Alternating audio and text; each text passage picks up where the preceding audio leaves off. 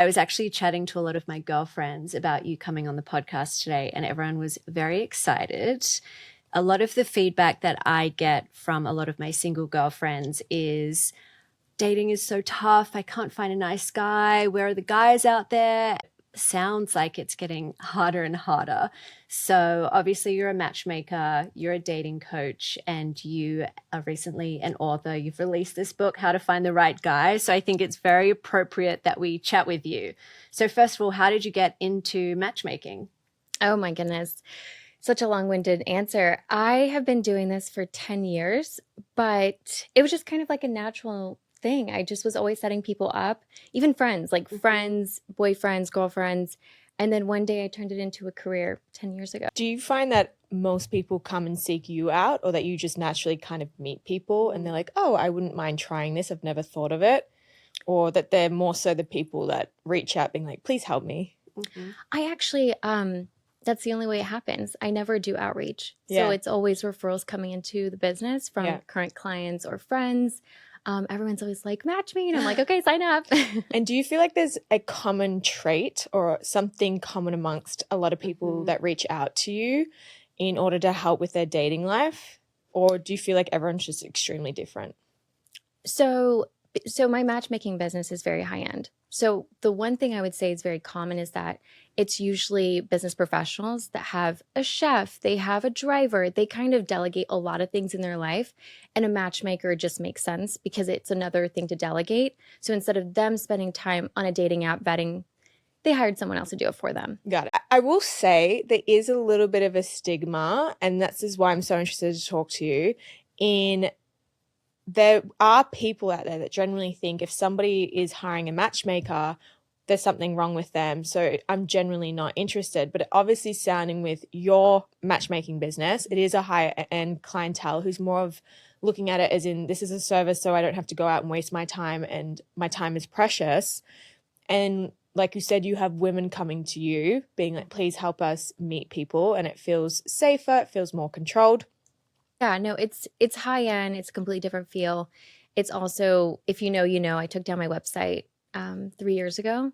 So it's like if you're in the know, you're in the know. I kind of love that, like the inside. The membership fee's quite hefty, and it's really that concierge feel. Like you gain a best friend, a matchmaker, someone who's like always in your corner, and you get access to my network. So are there top 3 traits of what people are looking for or coming to you requesting? Like, is there any kind of common thread there?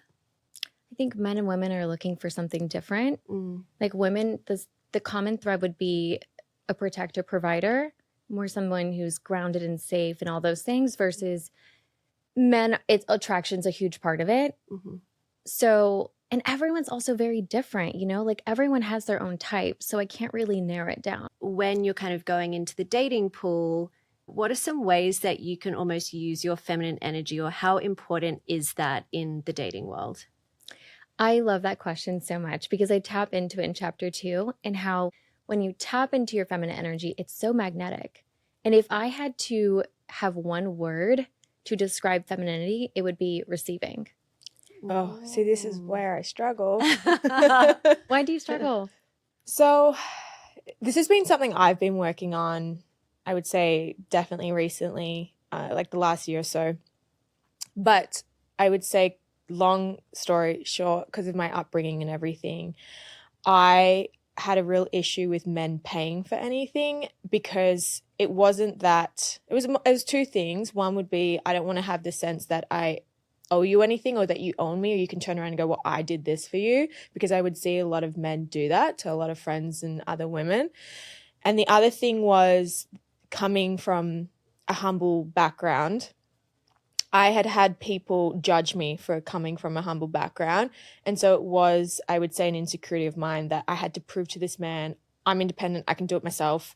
And if I don't, he won't find me worthy or good enough, because I'm not financially where he maybe would want a woman to be. And so it became this really long habit of mine where I really struggled. I'd always try and get to the check first. I'd be like, no, I got it. And I do have male friends in my like, let a guy do it. Guys like doing it. And it is something I'm trying to let go of, but I will say probably did put me more into a masculine energy. And I realized the difference in dating with that. And then I've been working on coming back to my female energy. I love how number one, you've acknowledged it, right? You're aware of this. And number two, now you're working on it, because femininity and receiving is like, you know, guys love to open the door for us. They love to pick up the check. It's just we have to allow it, right? And stepping into, and if you read the book, I talk about how when I started a company, I was in my masculine energy and I had lost all my feminine energy and I wasn't thriving in dating anymore because I had lost that bit. And I go into details about how dating changed when that light bulb moment happened for me, where I was like, wait a minute, I can be this boss babe during the day, but when I go on these dates, I need to come home to my feminine energy and be in that receiving mode. And so in the book, I actually do give my tips and tricks on how to be back in your feminine when you shift from work mode, boss babe, to like back into your feminine. You know, some girls like run ahead and grab the door and open it for themselves. That's nothing to do with finances, right? I used to do that too. So I feel like it doesn't necessarily have to be financial. You know, it could just be small gestures. Are there any do's and don'ts of what you should and shouldn't do on a first date? My favorite topic. Yes. Okay. So do's and don'ts for first date. First thing I would recommend is for the do's, always show up on time, be punctual. I've heard crazy stories where a girl will show up 45 minutes late because of wardrobe malfunction, whatever. And it's like, if that man feels disrespected on the offset, you know, it's like you're not showing a good representation of yourself. Yeah. So that's the first thing. I would also recommend definitely be kind to wait staff. I know sometimes the nerves kick in and you're quick to shoo off a waiter and be like, thanks, or like whatever. But men and women both notice how you treat wait staff. So it's really important that even if the nerves are kicking in, to be kind. Another thing, this is a big one. And I put this in the 10 commandments of dating, to not overshare on a first date. And I think women struggle with this more than men. Because like we're so, you know, like especially with the nerves kicking in and we just want to share. And that's actually how women bond, is through oversharing among each other. Yeah. We're like, I'm going through this breakup right now. You know, we're so used to oversharing among our friend group. But when it comes to first date, we just have to remember that this guy across the table does not know us. We are a complete stranger. So any bit of information or data that we give them, it might be used against us or might not be used in the right context, where he might not know how normal we are, but we just, you know, spoke negatively about our boss or about whatever is going on. And so I just think we have to be so self-aware to do the microphone toss. Yeah. Which is, if he asks a question, answer it within a timely manner and then throw back the mic and say, how about you? I think asking questions and doing the microphone toss is so important to also just like collect data, because dating's about getting information to figure out, is this a good match for me?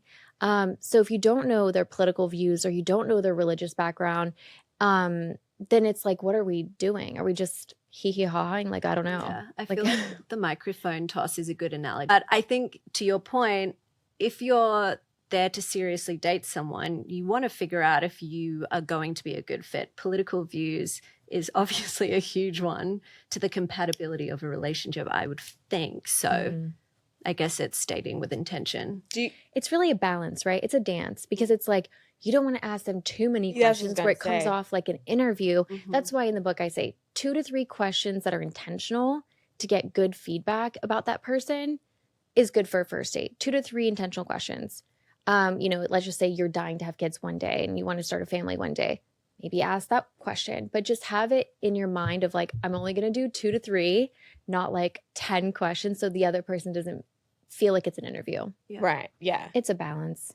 And for a first date, do you recommend to go somewhere in particular rather than other places? That's a tough question, because so if it's through a matchmaking service and someone has vetted them out for you and it's a great match on paper and it's just going to come down to chemistry, I say it's worth going to dinner. Yeah. Now, if you're just using a dating app and you've never met this person organically, like this is a first date and it's a complete stranger off the internet, drinks is great, coffee's great. I'm all for that. Mm-hmm. So I think it just depends on how you met them. Now, if you met them at a party and you guys like really hit it off, and then he asked for your number and now you guys are going on a date, go to dinner. Yeah. You guys already built a little bit of rapport. So it just depends on how the initial meet was. And do you give advice to your clients on if they didn't feel that chemistry, on how to let the person know that it's not for them? Of course. Yeah. What's like a good way to let somebody know that it's not for you? Just send them a text. One date, I mean, you don't owe them a phone call.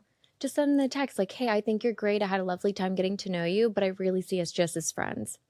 Got it. Simple, easy, no more than 2 sentences, really. Yeah, I love that. Nice and simple. Nice and simple. And then let's say you did meet someone on a dating app, or you're on dating apps, and you meet someone, chemistry, hitting it off, spending a lot of time together. When do you think is the appropriate time to get off the dating apps? That needs to be a conversation between you and that person. I don't recommend getting off the dating apps until you've actually had the conversation of, hey, just take a temperature check with that person. Like, how are you feeling? Where are we at? Are we wanting to be exclusive? Because if that person's not ready to be exclusive, I say keep dating. But if they're ready and you're ready, then both get off the app at the same time. Got it. So just about open communication. Is there a good way to approach that conversation? Just go for it. I mean, people that shy away from it, then it takes up all this real estate in your head and you're overthinking everything. And you're like, oh, I wonder if he's seeing someone and da-da-da. And maybe he's thinking the same thing. So like, go with what your nervous system is telling you. If you feel like you're at that point, just have a conversation. And worst case scenario, he says, I'm not ready, or, I've done a lot of thinking. I think I'm looking for something more casual. Great. Run for the hills. You're not looking for a situationship. So I think as long as like the right person, I think what we forget is that the right person will be with you and be at that same phase of life. Yeah. And will be ready to commit, and it'll just flow, Yeah. For sure. And do you think there's a natural... Well, okay, here's actually a question that my girlfriends and I discuss a lot. I usually say that you're not official until he asks you to either be his girlfriend, things like that. So that way, when you're around friends and people, you know how to introduce this person. And if somebody asks, so what are you guys? You can very clearly say, instead of that awkward, you look at each other and go, So I always say, it's not my boyfriend till he asks me to be. What are your thoughts on that? No, for sure. Yeah. Of course. He is not your boyfriend until he has asked you. And another thing I cover in the book, to avoid a situationship, do not do girlfriend duties. Period. Like walking his dog. I hear this stuff all the time because I have my matchmaking business, but I also have my coaching business. And what I hear is, oh, well, I walk his dog, I cook him breakfast, this and that. Like, yeah, we're sleeping together, but like he hasn't made it official yet. It's like, hold on. Why are we doing girlfriend duties without the girlfriend title? Those are girlfriend duties, So how do you know when a guy is genuinely into you? Communication. He should be expressing that. And if he's not expressing that, then if he's consistent, I think the biggest thing is consistency. If he wanted to, he would. Bottom line. But then how do you know the difference between love bombing? Yeah. Well, hold on. Okay. Love bombing is when it's early phases and he doesn't actually know you, doesn't know really anything about you. And he's just like, oh my God, I like you so much. You're incredible. You're like just constantly like over the top compliments, telling you how much he likes you. And it's like, well, hold on. Do you even know my religious background? Do you even know my political views? Do you know where I'm from? Do you know about my friends? Have you met my friends? Like, what do you like about me? You know what I'm saying? So like, it's love bombing when someone doesn't actually know you and they're just overly aggressively giving you compliments and like fluffing you up. That's love bombing. So the person what I really appreciate about this person is he's been really, really great with communication. And he's kind of been the one leading with, what is going on and what this is. And he kind of put it into a question where we were just driving one day and he was like, so if someone was to hit on you, say today, what would you tell them? And I like paused for a second because I was like, oh, where's he getting at with this? And I said, sorry, but I'm kind of seeing someone. He goes, good, because that's what I've been telling people. And to me, that was such a green flag, and I appreciated it so much. And he's like made it clear, you know, I would be upset if you were to, you know, kiss someone else or things like that. And I love that I don't have to guess. And although it's not jumping into the, hey, will you be my girlfriend? We're extremely exclusive. It's also spoken of like, hey, I don't have interest in anyone else. I want to pursue this. I want to pursue you and see what happens here. And that to me was a big safety net that really helped me become more vulnerable and still be open to like what this is and where it's going. So I feel like that's a good. Yeah, I feel like that's a great. If a guy, it's going to, if the guy wanted to, he would, I think, kind of conversation. Totally. And I think also I've been watching Monika's journey the past couple of years since we became close. And recently, you know, I've really seen Monika become really confident. Not that you weren't confident before, but I just feel like she had an extra glow about her and you were really thriving in life. And it's really interesting when you are the best version of yourself and really glowing and confident, you attract amazing people in. So, and that's a healthy dynamic. And so how do you, I guess. Wait, I love this. This is all chapter 1. Yeah. Yes, you attract mirrors of your own, of yourself. You attract mirrors of your own energy, of yourself, of where you're at. So if you are a negative Nancy, depressed person, like you're broken, and you're going to attract broken men. Yeah. And if you are thriving and you're confident and like you're just the light, you're like that beaming light when you walk into a room, you're going to be magnetic and it's going to attract the right same vibration. When I met Nikki I was really healing from something extremely traumatic and toxic. And I realized this person took my light because they wanted it and they will never naturally have it. And I had to work to getting it back again. And then when I got it back again, I was so protective of it that I was like, I don't think that I'm ready to date or get in a relationship. I love where I live. I love what I do. I love my friends. I love my life. I'm not letting someone come in and fuck it up. And then meeting this guy, kind of the first night we hung out, I was like, listen, I'm going to be honest with you. I think I'm emotionally unavailable, so don't get attached. And we're both attached. Right.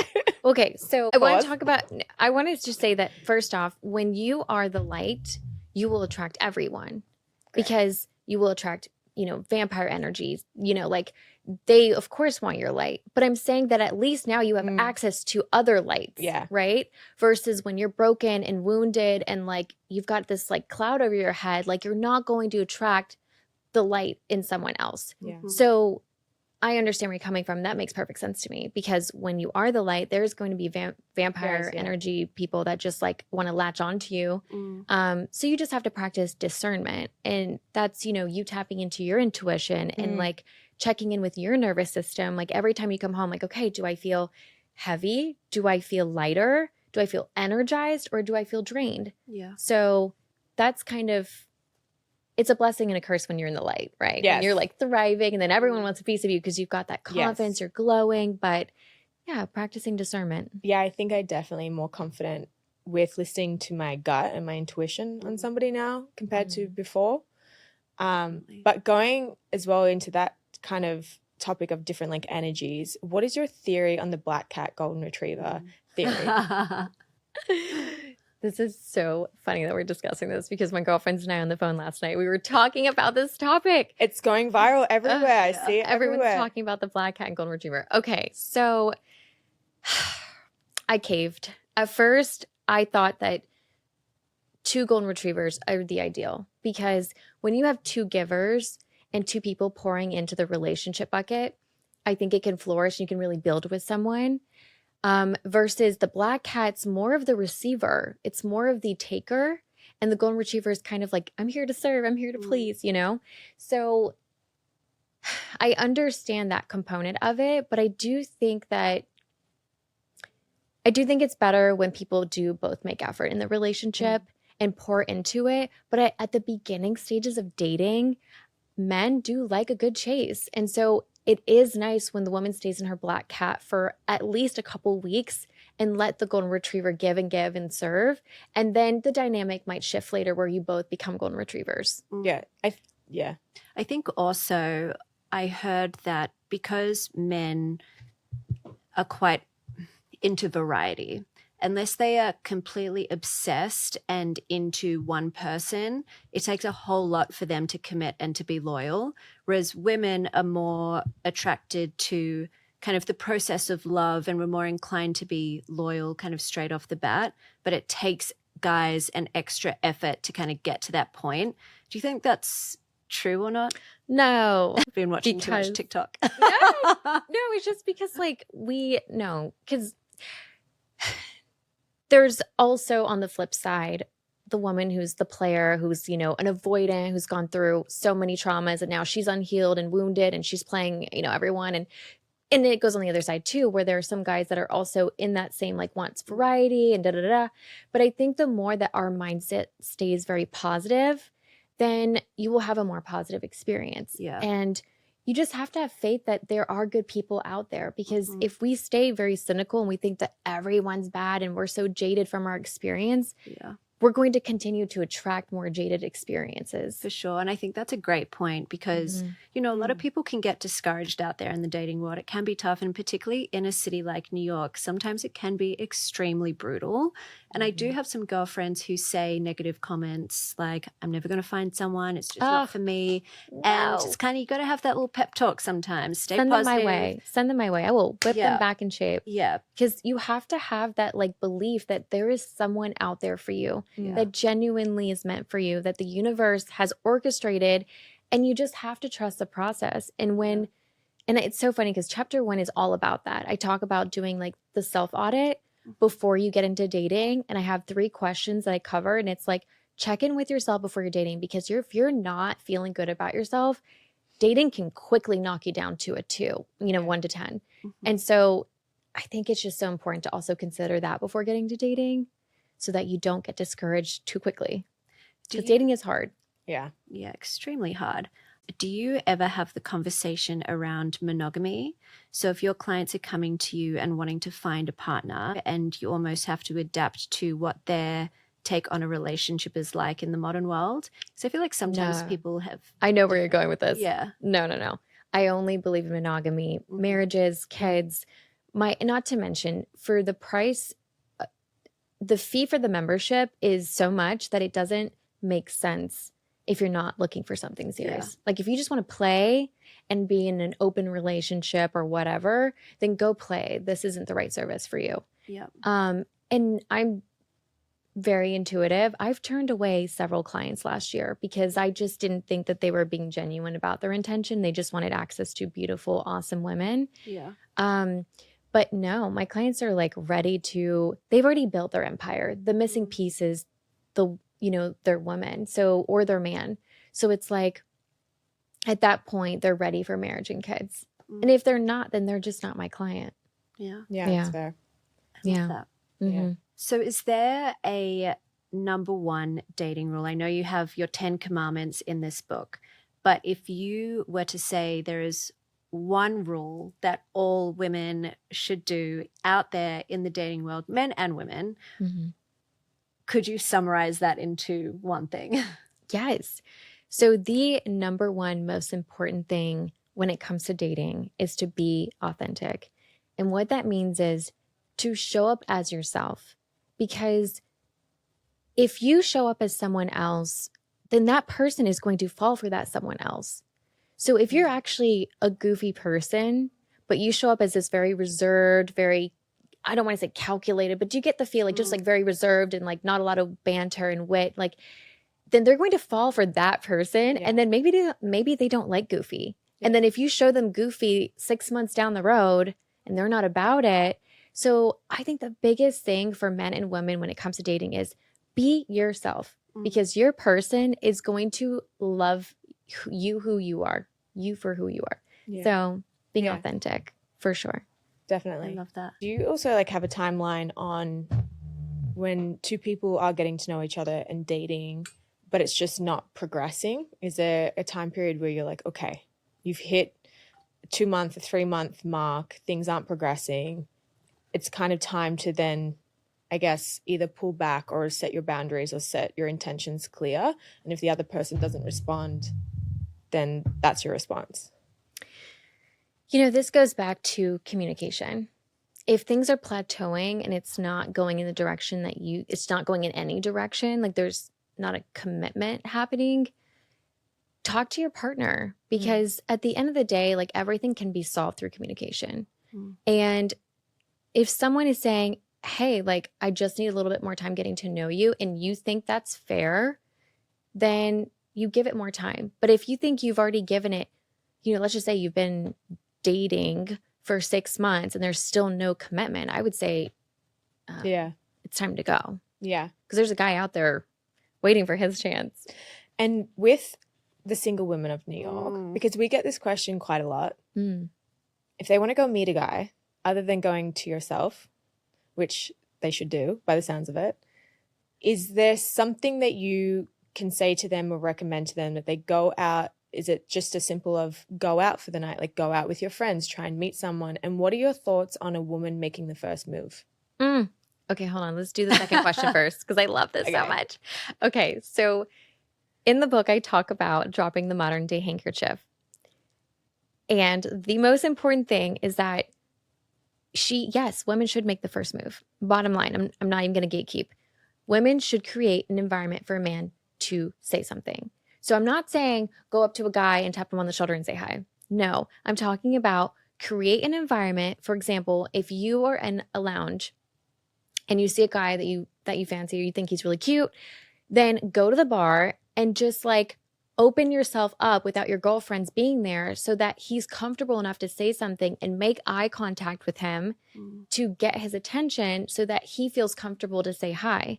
Because what I have found to be a pattern is that women will find someone really attractive and then they'll shy away and like not make eye contact with him. And it's like, well, he's not psychic. So like if he has to feel that warm, gentle energy from you to feel like it's a safe place to come up, because sometimes guys are like, oh my God, what if she has a boyfriend? Like, I don't want to be disrespectful. I don't want to come off as a creep. But if you create the environment for him to come up to you, then for sure. And in the book, I even discuss the GESC and all that, what that is. So, and then another thing I wanted to answer to your question is do things. You don't necessarily just have to go to bars to meet a guy. If you are a tennis player, you're a paddle player, or if you're a runner, join the running club of New York. You know, if you have interests that you could potentially meet your person through, why not put yourself out there and throw yourself in a new community? And then you might find your guy.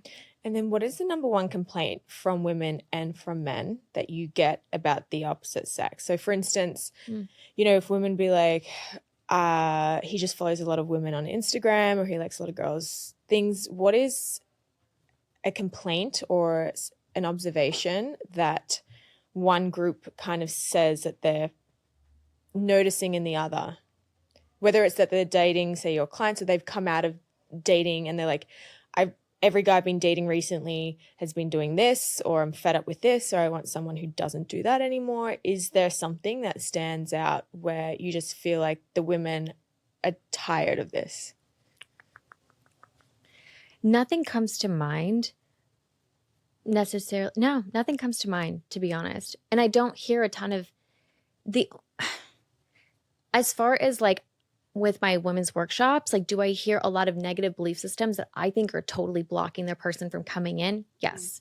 Like I hear a lot of all men are cheaters, or all the good guys are taken in my city. You know, I hear a lot of those things and I'm like, you guys, you're blocking your person from coming in because it's such negative energy. It's quantum physics. It's the law of attraction. It's bottom basic things that like the more negative you are, the more negativity is going to come back your way. I don't really like guys complaining about, I can't think of anything. I mean, the overshare would be a big one, but other than that, no. I think that's also a really good point, just kind of staying on the positivity theme. I think also it's really, I think it's really easy to look at a new person that you're dating and bring in old history and old baggage, or say you've had experiences and you might become jaded or negative in one way. It's really important to say, this is a fresh person. I'm not trying to bring any of that baggage over, and kind of starting fresh, staying positive. A positive feedback that I get very often from men, so this might be helpful to any listener that's single, is that I will have guy clients who say, she was such good energy at dinner. Mm. And I'm like, oh, tell me more. And they're like, no, she just had that that positivity, that glow, And so what I do think that men love that. Like, I've even had a client say, okay, she's not my ideal type looks wise, but her energy was so beautiful and her energy was so nice that I got home and I was like, wow, I want to be around this person more often. Yeah. So I think that's a really big feedback. Yeah, I agree on that. Definitely. But okay, controversial question. Let's go. I was going to ask you, so how do you feel about keeping exes on your Instagram page as kind of a social profile? Okay, so I am not for it. No, because here's the thing. The past is in the past. And it's time to wipe out the old and on with the new. And if someone is, if you're holding on to a bunch of memories on your Instagram, on your grid, on your profile, whatever, it's like, why? Yeah. I've actually had some of my guy friends say that having previous girlfriends or just girls on your Instagram is kind of a social cue to say, oh, I was able to get this hot chick, or I'm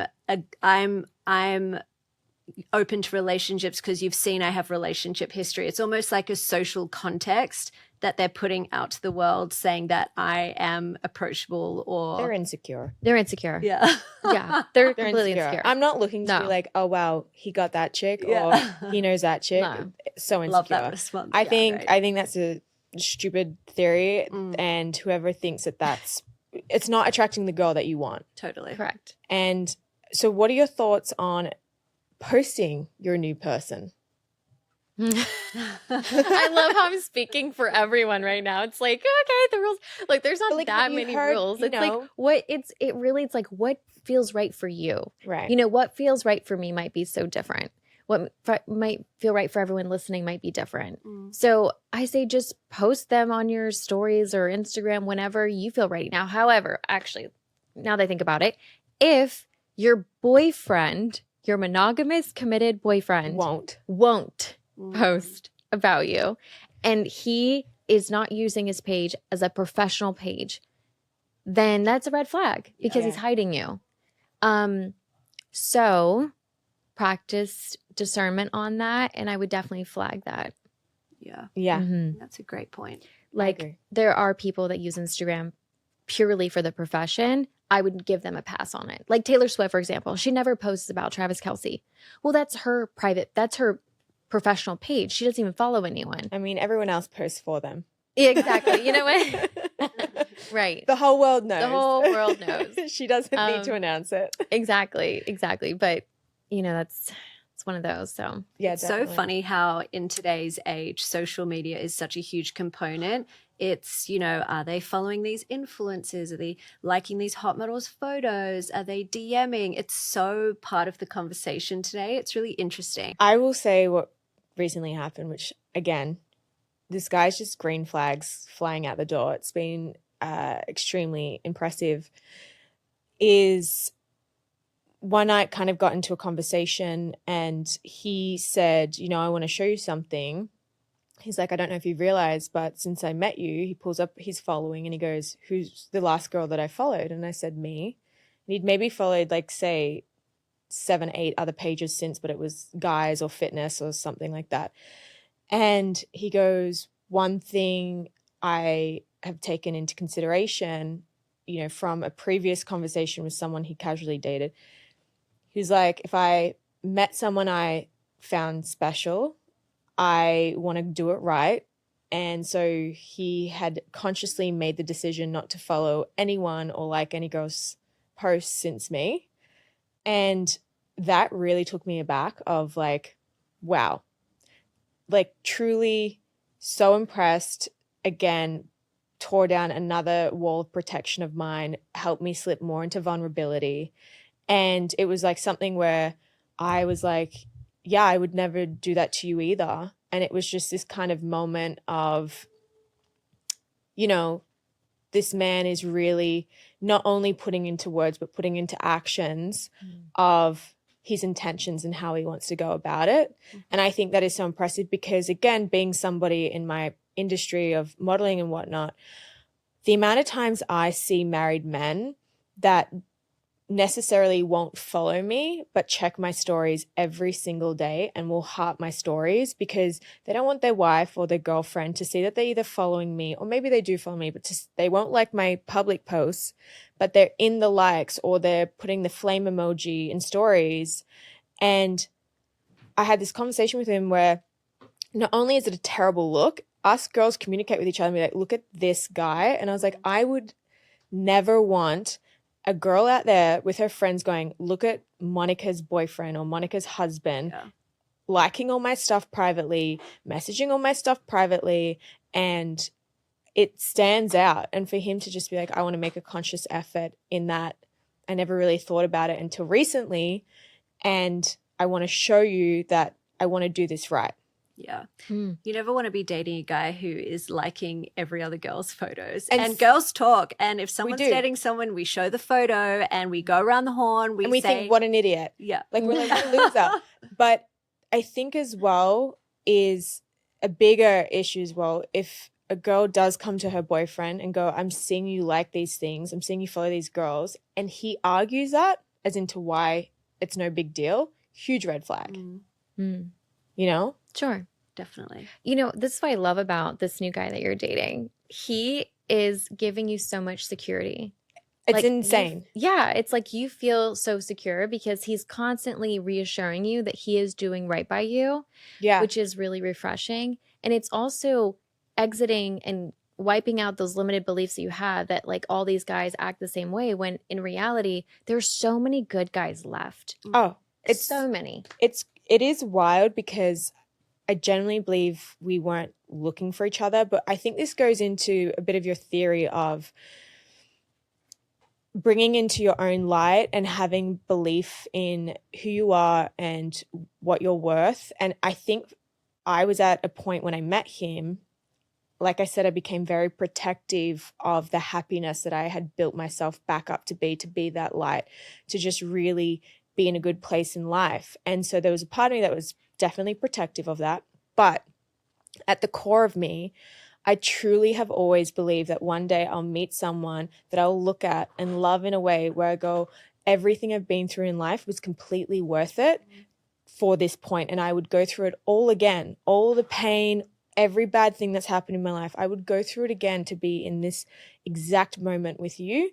And I think even though I became protective and I had walls up and all these things, I still truly believed, and in a sense, I subconsciously was manifesting that for myself, so that when somebody, for instance, like this guy and so far how he's been, is like, well, I always knew that this was here and that you could find someone like this and it could be like this.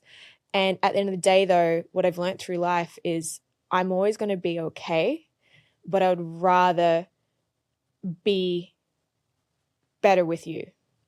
And so, again, I think women who are feeling jaded or feeling protective or feeling either emotionally unavailable or feeling a little negative, is that I think it's okay to go through that moment in your life as long as you're working, but as long as deep, deep down you truly believe in romance, you believe in respect, you believe in a great love, you believe in all these things and choose actively every single day that if you meet someone who presents that same belief towards you, that you both choose actively every single day to work on it and fight for it. Totally. Now that's tapping into a little bit of manifestation, because when you believe it in your core and you almost like know the feeling of what it's going to feel like to meet that right person.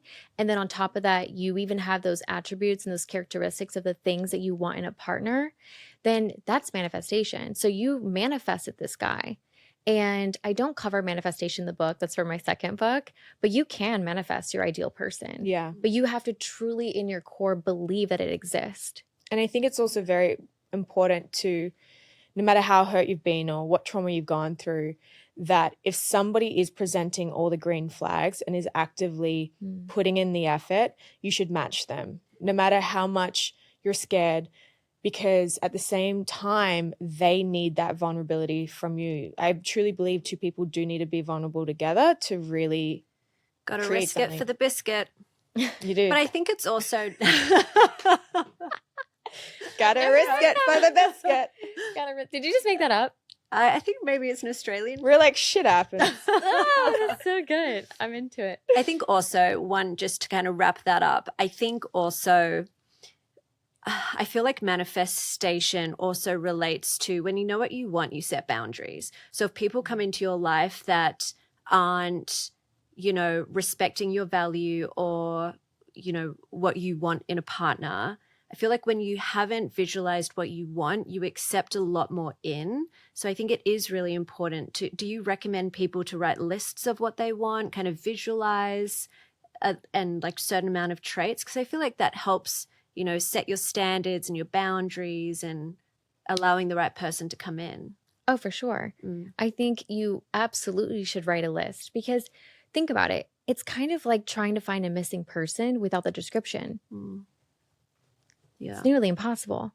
So getting really clear about what your needs are, what your desires are, what will make you happy, and having that in a partner, writing that down and checking in with yourself, I would say every 3 months, because the list might shift. Something that might be your top 3 might move down to I don't know, 10. So being consistent with knowing what you're looking for and having those boundaries of not settling for anything less is huge. Definitely. Right. Well, I feel like these 10 commandments in your book we should get a coffee for What's your everyone success rate? Yeah, actually, What's that's a your great question? question. Yeah. What is your success rate? Oh my goodness. My success rate is 100%. And the only reason, because I don't work with everyone. Yeah. I can't help everyone. And I'll own that. There are people out there that do not have a realistic idea of what a person is. And they're looking for a unicorn. And I don't work with people that are looking for unicorns. And so I work with people that in my heart of hearts, I'm like, okay, I know exactly where this person is. They're in my database. And if they're not in my database, they're 1 degree separation from me. I know exactly who to call to get in touch. Yeah. Yeah. So yeah, had my 20th wedding last June. Wow. Congratulations. I know, it's Congrats. Thank you. Do you go to every wedding? Yeah. Oh my God, no. That would be so crazy. I did go to that one though. And that one was so beautiful. I was like crying because the groom grabbed the mic at the reception and goes, I just want to say that I wouldn't be here today if it wasn't for my awesome matchmaker, Thalia. And then I had every single Jewish mom come to my table the rest of the entire evening. And it was epic. And it was so fun. What a great time. That was a great wedding. Yeah. They become your that. That would friends, be you know, really these are people special. you talk to on a daily basis. So Yeah, because you generally have to get to know everything about them. I feel like we've asked you a lot of questions. So thank anything you so we didn't much cover? for all of this. I honestly feel like we needed The book. part 2. So how to attract the right guy on Amazon, right? yes. Learn how to get out of a situationship and get into that wifey material. Yes, that's right. I love Yeah. it. Well, thank you for having me. Thank you Thank so you. much for coming on and giving everyone, and mostly our friends of New York, some dating wisdom. We really appreciate it. Yeah, I think there might be some girls who reach out Yeah, to you. a few, check your DM. A few of our as soon as- I love it. I'm here for it. I love All right, it. thank you so Thanks, much. Thalia. Thank you.